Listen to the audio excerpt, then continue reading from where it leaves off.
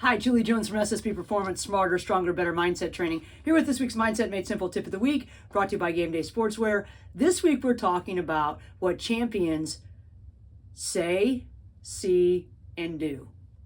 Well, this past week, our 13 and 14U boys baseball team won the championship.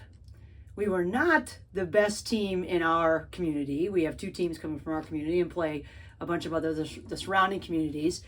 That team was stacked, we thought, but we had guys that wanted to learn. They were disciplined. We had a great time. We made some pitching changes as we went through the year, and we capitalized when it mattered, and we won the championship, and it was a ton of fun, just tons of fun. The guys earned it. They were focused. They were ready. They hit the ball well, pitched well. It was great. But this was a lesson in mental toughness and in mental distraction. You could see it throughout the little tournament run. We won 3 games, all run rule fashion. We were hitting the heck out of the ball, stealing bases like crazy. But what I found was really pertinent to everything that we talk about. Because what I really found was what we focus on grows. And we already know this, right? Tony Robbins says that where our focus goes, energy flows. And it's so true. So at one point, we're watching the pitcher warm up in between innings, and there's a little guy standing next to me, and he's second in line to go up the bat in the inning. And all he's talking about is what the other guy has. Man, his ball moves a lot, and this, that, and the other. And he was focusing on that. In the 10 seconds that I had to try to get him to start talking about what he wanted, which is what we talk about all the time, I said, hey, instead of focusing on what he's doing, let's get in there and just find a good pitch. Let's find a good pitch that you can square up and go from there. And, then inning starts, batter 1 gets on a walk, batter 2, this guy, gets up there and he swings at 3 of the 4 first pitches, almost stepping out because he's so afraid of what the other guy is throwing. His ball moves so much. I'm thinking he's 14, it can't move that much. And you can hit anybody. But the bottom line is that this was stark contrast from what we talked about right before the game started. I had batters 1 through 4 out timing up the pitcher, and I brought them all in. I said, hey guys, where are you going to hit the ball? Let's picture where we're going to hit the ball. And we went through, and batter number 1, batter number 2, batter number 3, batter number 4. And ironically, batter number 2 is the same kid that took him out of the next at bat. The first 2 guys walked, great. And the second 2 guys hit the ball exactly where they said they were going to. One up the middle between, in the gap between left and center, and the other over the right fielder's head, lefty. And it was crazy. And it's not magic, it's mindset. Now, let's not pretend like this happens all the time.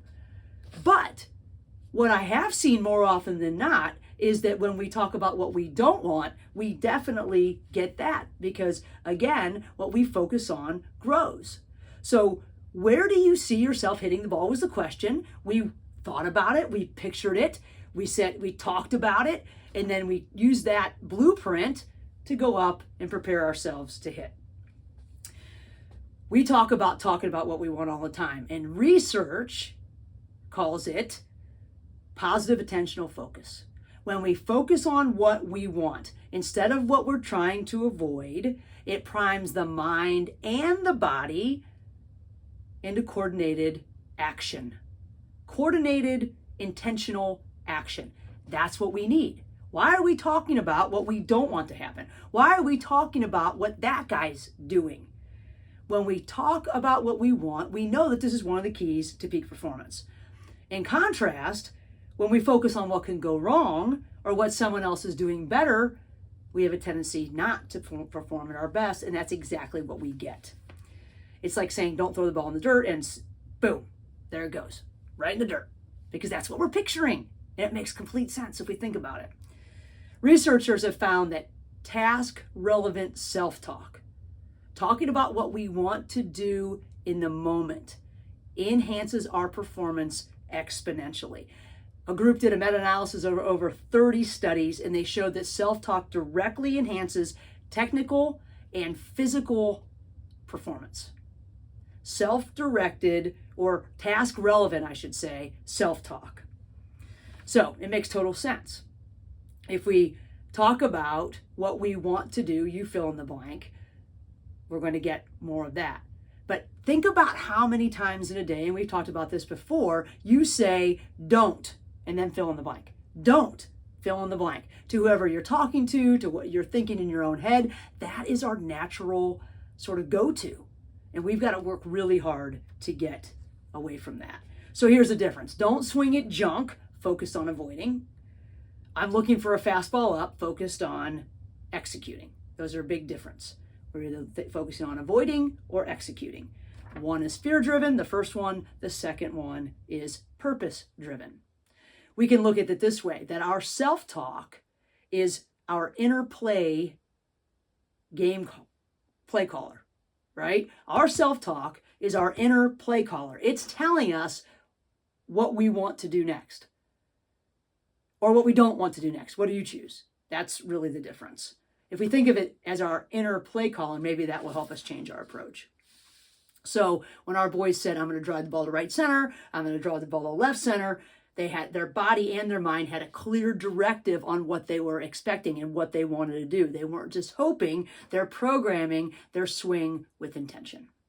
I heard Oprah say one time, and let's see if I can find the quote that she used. I heard her say that she never focuses on what the other guy's doing. And we started to spend a lot of time focusing on what the other guy was doing because they had won 12 in a row, or I don't know if it was 12 in a row, but they hadn't lost since we beat them in May.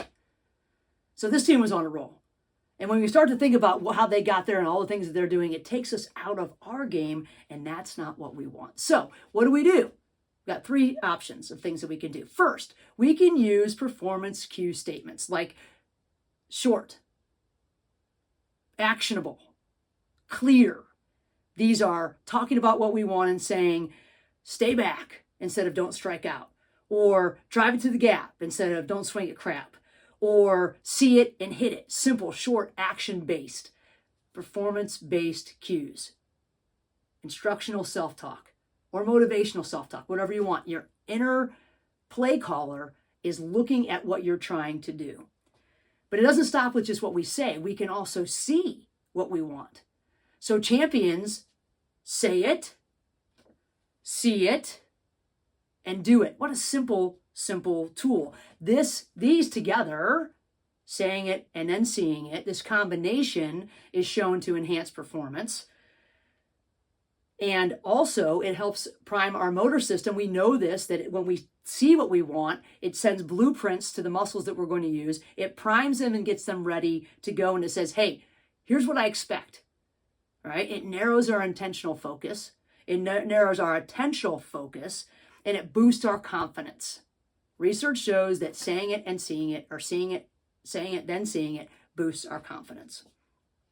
And then finally, we can make our plan. Yes, we need to read the scout. No doubt about it. We need to know what's going on. Do they steal? Do they not steal? Does the audience want me to be there, or do they not want me to be there? How am I going to connect? Whatever the task is that we're doing, we have to have a little bit of information. But once we read the scout and make our plan, then we focus on our plan.